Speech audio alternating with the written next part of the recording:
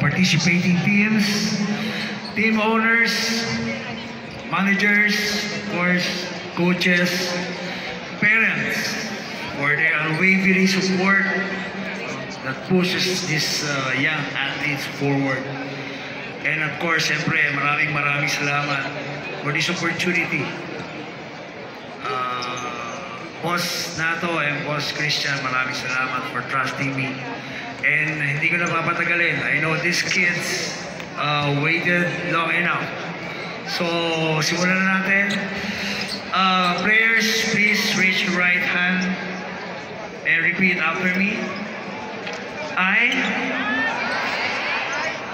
A player of Perlas ng Silangan Basketball League,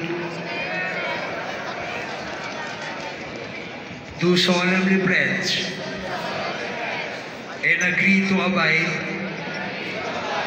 adhere, and uphold all conditions, rules, and regulations set by the organizers of this tournament. I will respect all calls and decisions of the referees and game officials, and I will act as a true sportsman whose desire to win is only second to the love of the game itself. I swear to play with the highest discipline and sportsmanship,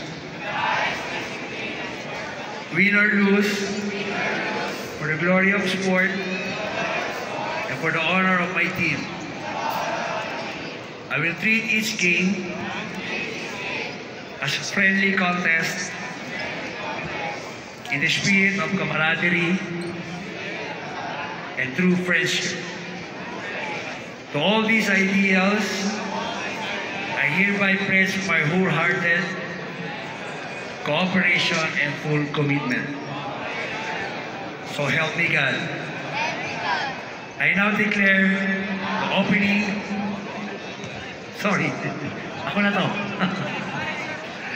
I now declare the opening of the Perlas ng Silangan Basketball League official. Thank you.